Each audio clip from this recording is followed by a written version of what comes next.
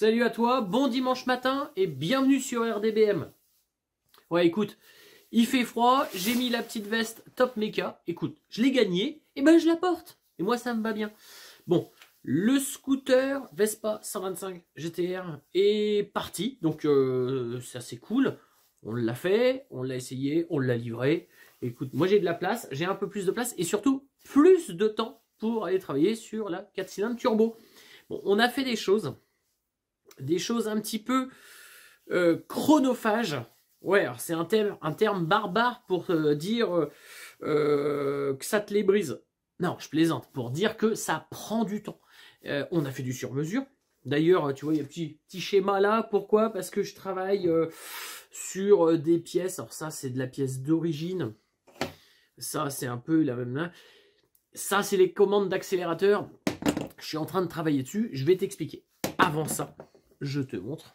J'ai fait la rampe d'injection en partie. Parce que j'ai beaucoup travaillé pour un petit travail. C'est-à-dire la rampe d'injection.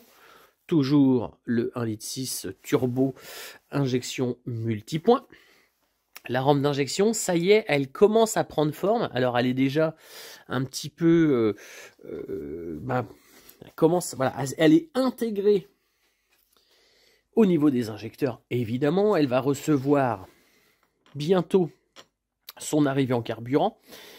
Bon, bah là, le filetage, c'est pas bon. Ce qu'on va faire, j'ai fait des petits bouchons. C'est du plein en aluminium.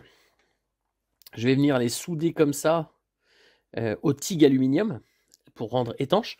On refera un trou, un trou pour faire un taraudage pour pouvoir y mettre ça dedans. Alors je garderai pas ce joint là, hein. Ça c'est bon, c'est de la déco. Je mettrai un joint plat. Ça sera l'arrivée de carburant. L'autre côté, deuxième bouchon, on viendra boucher. Là, notre régulation de pression d'essence, rappelle-toi, elle se fera via le régulateur, via la petite durite qui est en dessous. Ici, tu la vois, celle-là retournera au réservoir. Donc, ça sera régulé comme ça. Alors, pour si peu, là, pour 4 trous, je me suis un petit peu galéré, niveau ajustement, pour que ça soit étanche. Je t'explique. Hop, voici un injecteur. Alors ça, c'est un injecteur essence qui équipe entre autres la 205 GTI, 1,9 litre.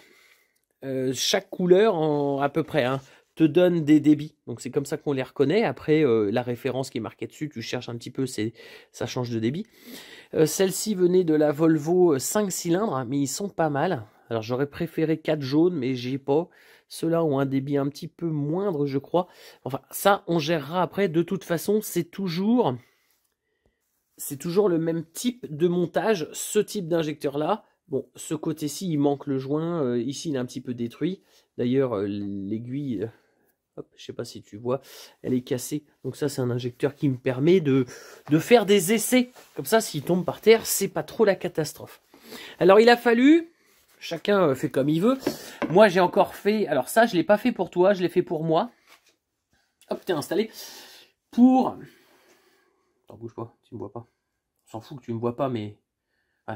Alors, quand tu fabriques une pièce, surtout sur mesure, chacun sa méthode. Moi, j'aime bien prendre des mesures, dessiner un peu à l'échelle. Alors celui-là, il n'est pas à l'échelle. Mais avec des cotes de diamètre, des cotes de profondeur, des cotes d'ajustement, etc., des distances, des intervalles. Pour, tu vois, tu fais ça devant la télé. Ça, tu mets une série, madame est contente. Et puis toi, tu réfléchis, tu fais tes petits dessins, t'emmerdes personne. Comme ça, à la fois, t'es là, mais t'es pas là. T'es là, comme ça, elle ne les brise pas. Bah, tu fais semblant d'être là parce que t'es carrément concentré dans ton truc, t'en as rien à secouer de la série. De temps en temps, tu fais, ah ouais, attends, bon, tu suis un peu.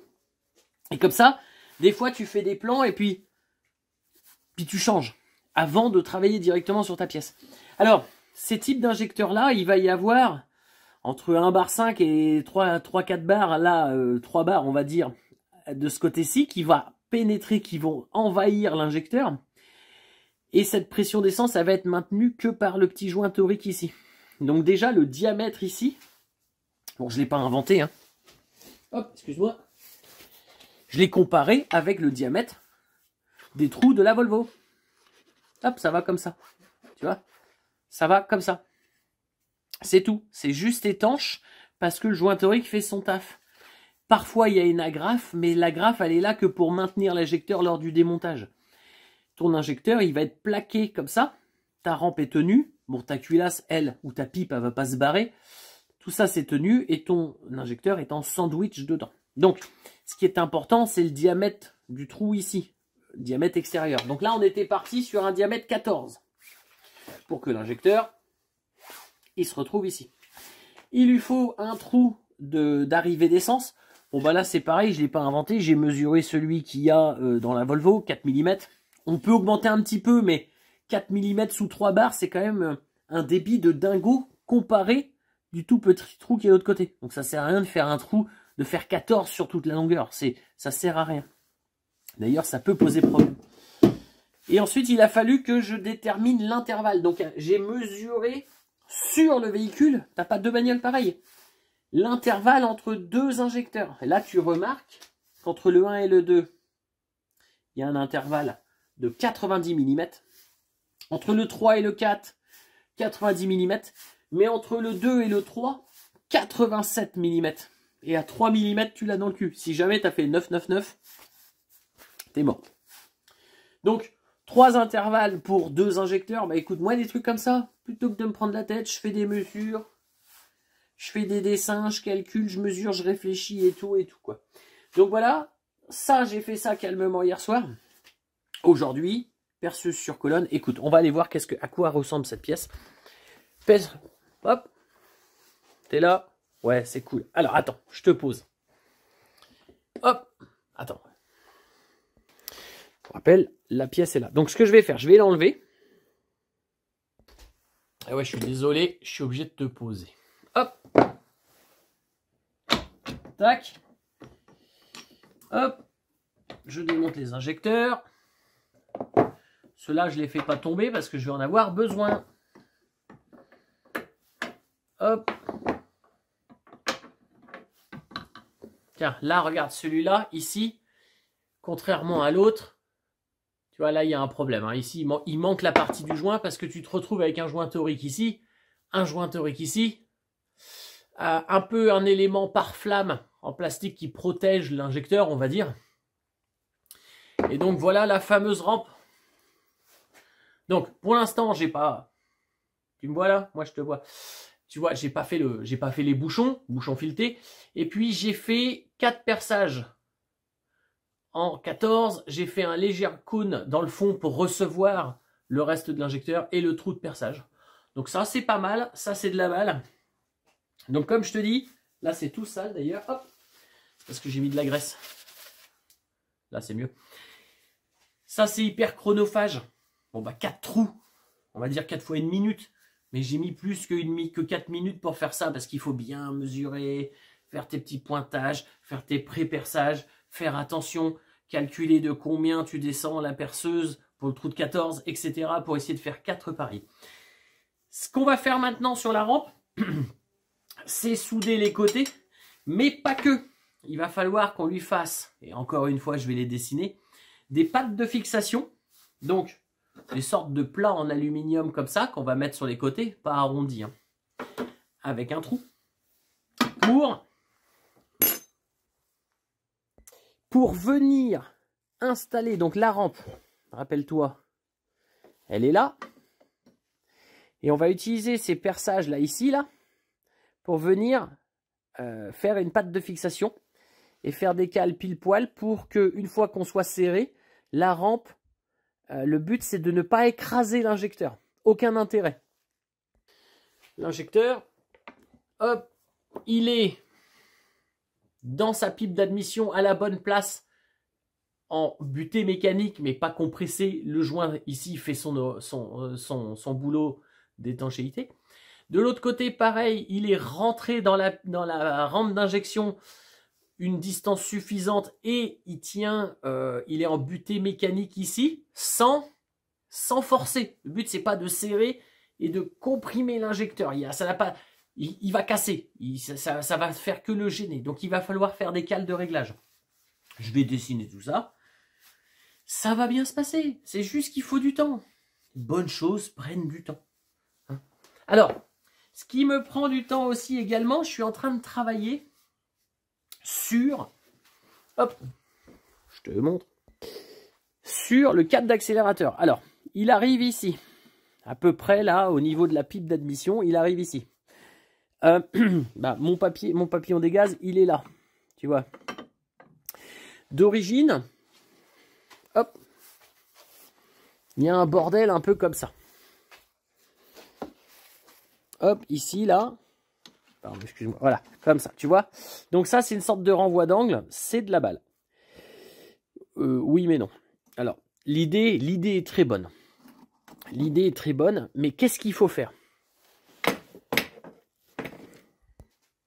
Un dessin. Oui, mais pas un dessin, pas n'importe quoi, pas un dinosaure ou une mobilette. Il faut faire un dessin parce que il va falloir mesurer déjà combien de débattements il y a entre le ralenti et le plein gaz. Comme ça. Combien de distance de la biellette là? La biellette, elle bouge de combien? Moi, j'ai mesuré entre la position ralenti et le plein gaz, ça se déplace globalement de 40 à 45 mm. La biellette, elle avance comme ça, de 40 à 45 mm. C'est cool. Mais, de combien se déplace la pédale d'accélérateur?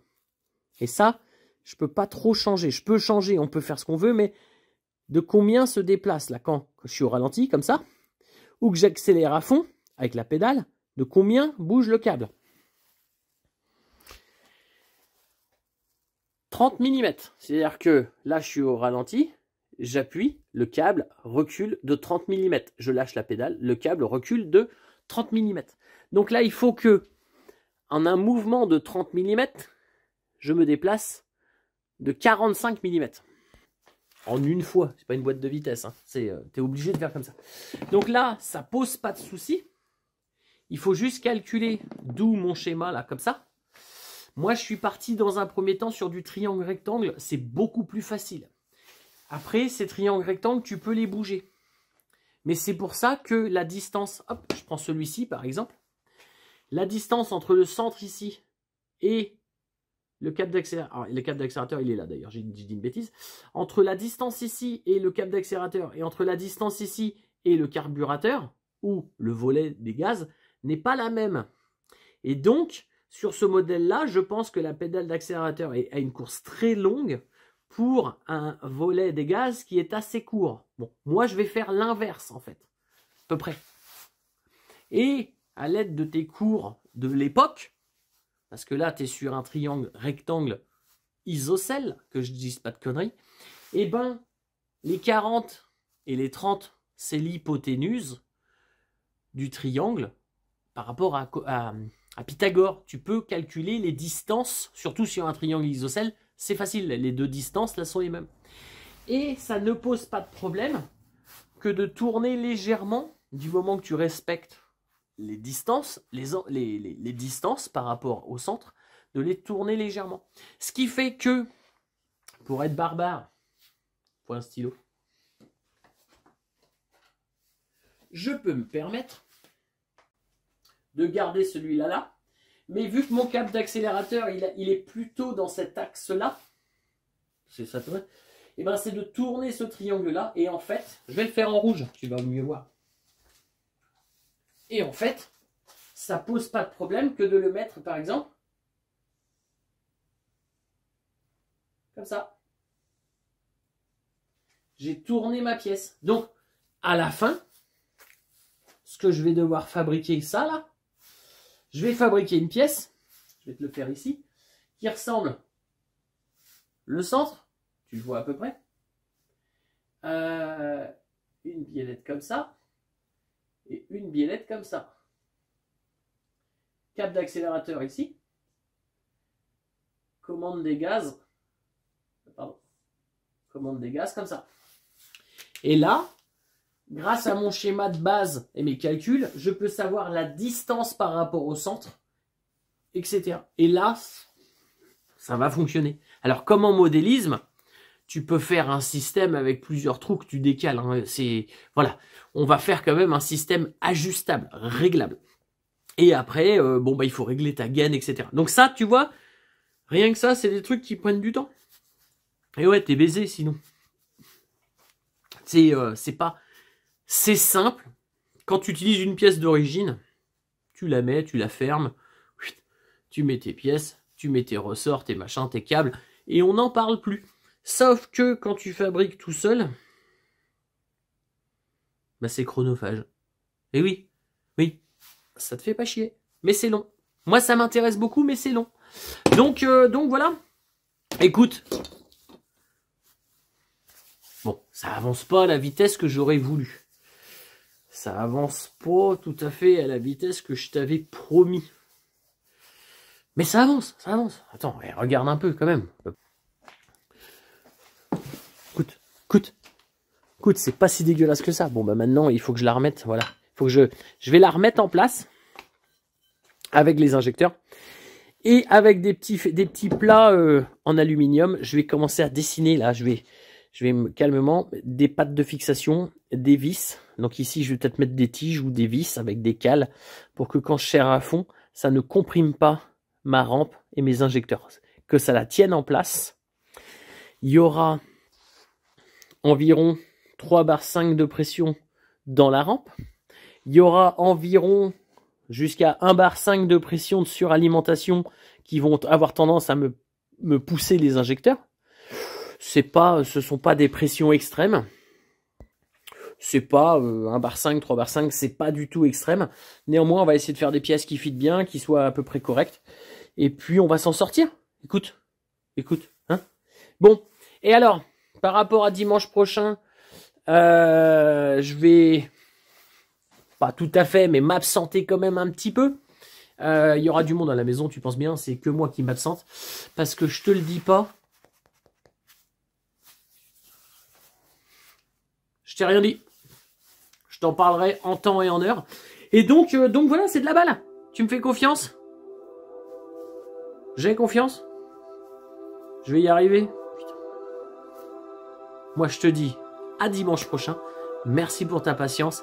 Merci pour tes encouragements. Et oui, elle va rouler cette bagnole, mais il faut un peu de temps. Allez, bis à toi. Sortez couverts, comme certains disaient.